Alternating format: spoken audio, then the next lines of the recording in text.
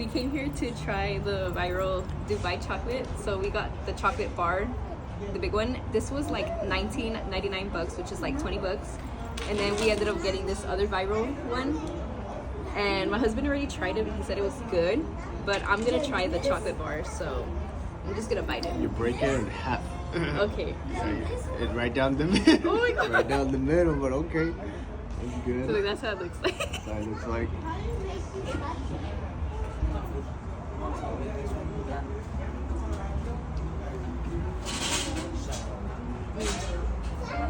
What?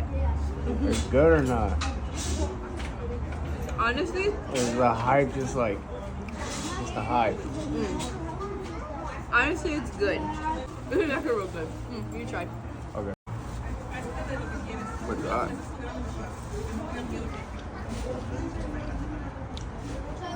Be honest. Just, Alright. It's alright, right?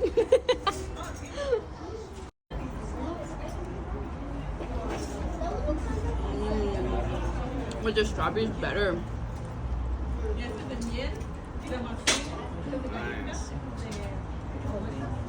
This is better. This is better. Crunch is so good.